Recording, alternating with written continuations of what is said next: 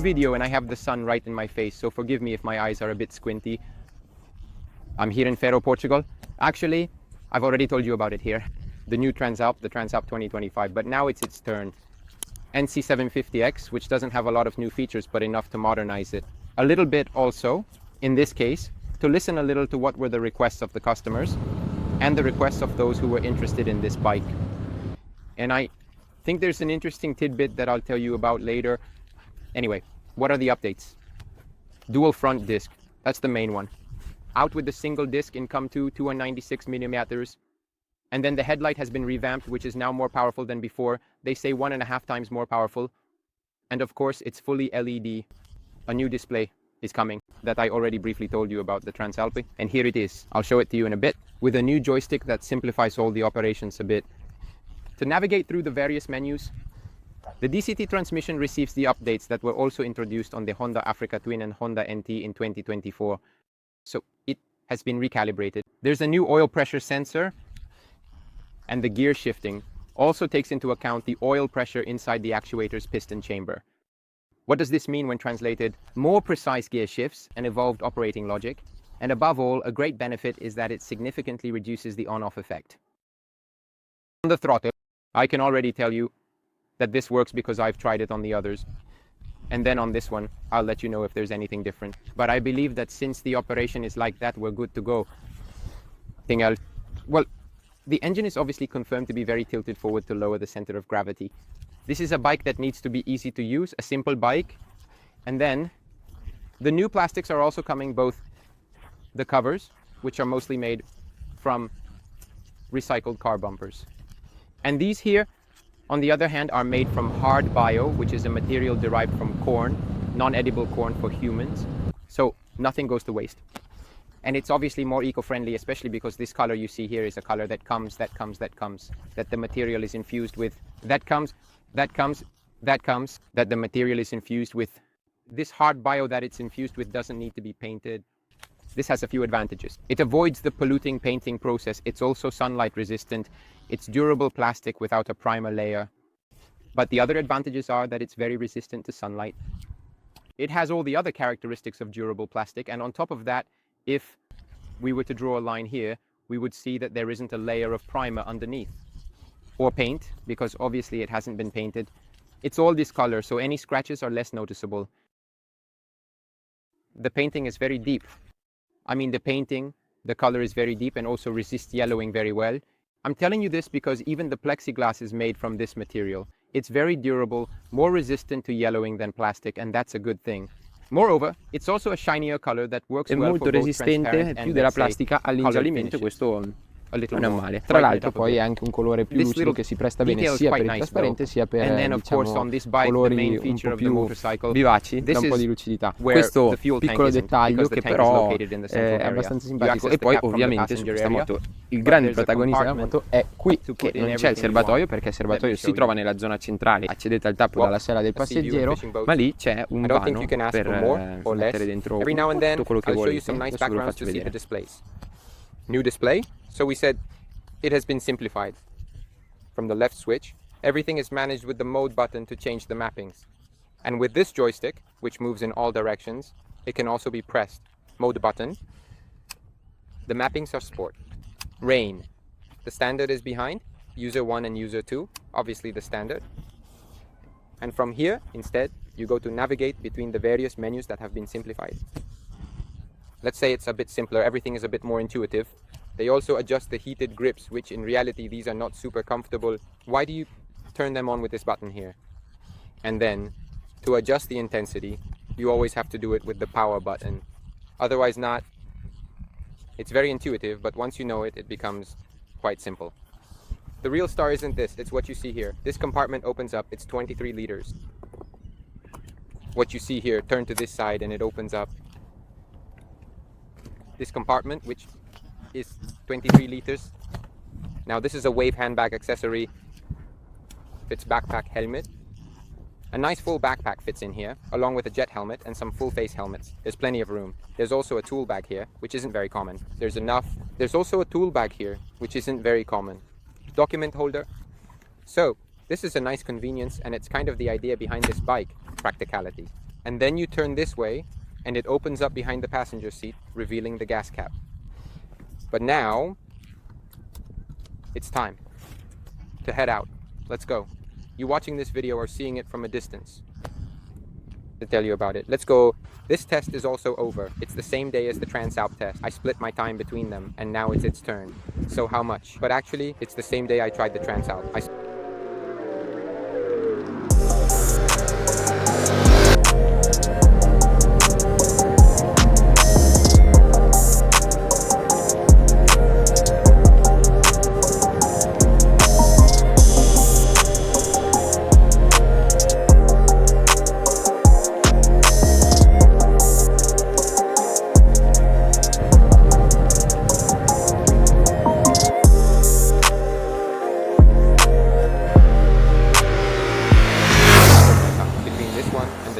And now it's its turn. What can I say? And now it's its turn.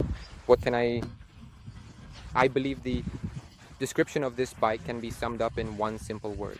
I mean, it's a bike that can be ridden even by someone who doesn't know how to ride a motorcycle. It puts you at ease in a way that's almost hard to explain, but not just for going slow. In general, I believe it fully reflects the philosophy of Honda, therefore, of motorcycles, easy. You know that when we talk about Honda, we always say easy bike, a bike for everyone. Well, this time there's nothing more to it. True, any choice that has been made is either in service of practicality or in service of ease of life. First of all, the ergonomics, and I'll explain why now, because who am tall, at 180 meters I can touch the ground just fine. I can reach it very well. By the way, here I have the comfort seat, which is a bit higher. What can I say? Very comfortable, the padding is soft, but at the same time it's supportive. You can tell that there's quality foam inside, really very comfortable. Maybe I would have preferred it to be just a bit firmer, but I think it's a great choice. Even if you plan to spend time in the saddle, even if you're tall like me, go ahead and argue a bit. The short distance between the seat and the foot pegs, and then having a red pointer, I think it's not bad at all. Time when you might think about taking a little trip, because the aerodynamic protection with the standard windscreen isn't too bad. We're not talking about a bike made for cruising at 130 or 140 km on the highway with an open helmet, but it does provide some protection. The seat is comfortable, and the riding position, aside from the angle of the legs, is nice, because the manual is also in a good spot. It's really easy to reach. It's nice, close, just the right width. The grips are quite soft. So, even though it makes you want to spend a lot of time in the saddle, for me, being tall, at 180M, I would say that even someone who is 175 men might find some difficulties. Below that, we're already talking about something else. It's a bit limiting, for example, the space between the rider's foot peg and the passenger's foot pegs, because if you ride a bit on your toes, you're really close together. As for the passenger, well, what can I say? The seat area is indeed definitely generous. The grips are not bad at all. Maybe just a little low. There's also the comfort seat discussion here, a bit low but very ergonomic. You can maintain a good distance with the foot pegs. It's not that bad, but it's very close. Just know that the toes of the person sitting behind will be very close to the heel of the person in front. Besides that, let's move on to the more technical aspects of riding. I rode the one with the DCT. In my opinion, it's one of those bikes where the DCT works really well. At first, I always have a bit of trouble understanding it. No shift maps. Transmission uses engine modes. Sport, standard, rain. Standard shifts smoothly. Twin, NT, and so on. But the transmission works with the engine mapping. So the usual 3 maps: engine, sport, standard, and rain. And depending on which one you select, it also changes how the transmission performs the shifts, when it shifts.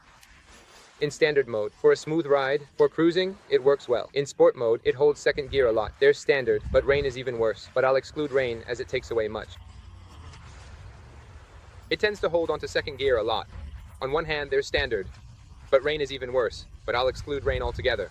In standard mode, gears hold longer, briefly in sport. Power from the engine. In standard mode, it tends to hold the gears for a long time, while in sport mode, it tends to hold them too much because it stays in second gear like that. In the end, since we did a pretty strong piece, now I'll tell you, in my opinion, the interesting thing about this bike. Do you use the manual mode? Do you have that button here? You know, less is more. And besides getting used to remembering every time that the plus is the one on top and the minus is the one below, I have to say, there are no problems. It almost becomes like a bike with a traditional mechanical transmission, even though you can't shift whenever you want if you're in second gear and you open it up completely. The bike reaches the indicator, and this is definitely the ticket. When you downshift up to a certain RPM, it won't let you downshift at a very high RPM.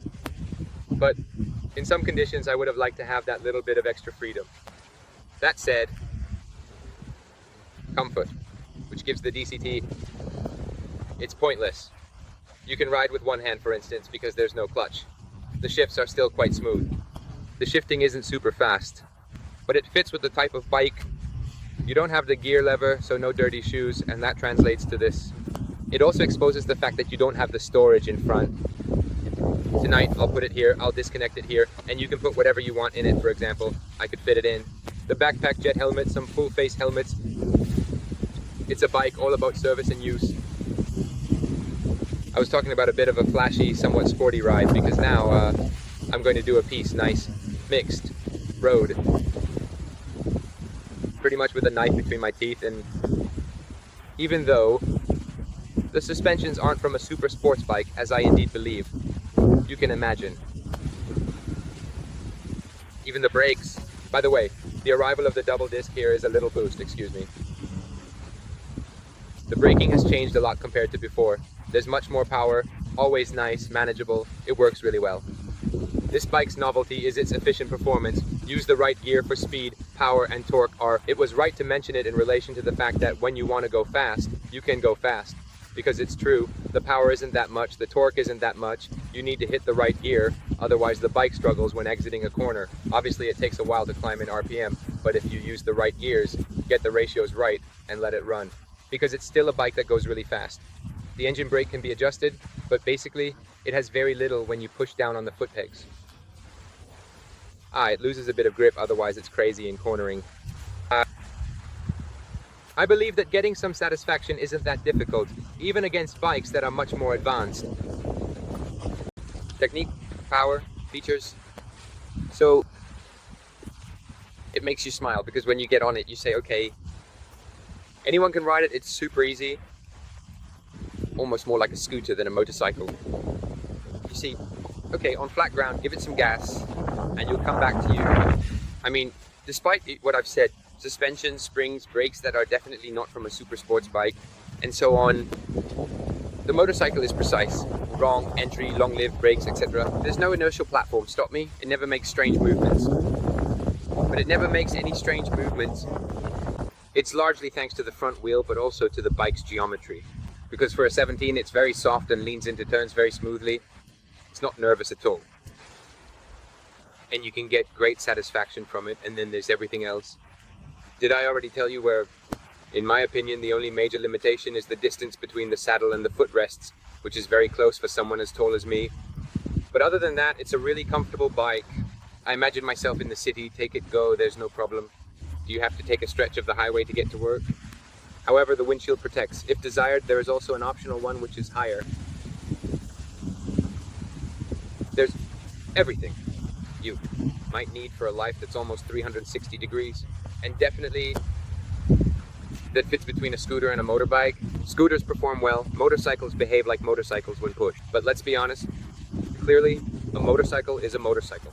Even when you decide to take this one and push it hard, it behaves like a motorcycle. Oh, right. With all the characteristics of the case, however, in part this. Lastly, about the tires, durability, I think it's an excellent choice. I really like this tire, and I like the 2 even more, but this one here I think is already a great tire. The price is still unknown, even in this case, however. If it stays close to what it was before, I'd say it's quite interesting. I think I haven't forgotten anything, nothing special, we didn't ride it for too long. But this is about the important things here, right on the plastics. The engine's depth isn't true, but as a plastic part, it's not bad. 9 and 10 are clear, no distortion. A nice touch with almost all plastic. The rest, like the compartments inside and covers from Parori, is rougher. Also, the 9 and 10 are very clear, they don't distort the view. This is a nice touch, especially the fact that it has almost all the plastic The rest of the plastic, the rougher parts like the inside of the compartment and the various covers that come from Ferrari, recycled I think eventually now. Well, it's a nice thing, in my opinion. It adds a bit of rationality to this motorcycle. Now, if I forgot something, let me know down in the comments. We can dive deeper into whatever you want. You know I'm here for you. And at this point, I'll see you in the next video.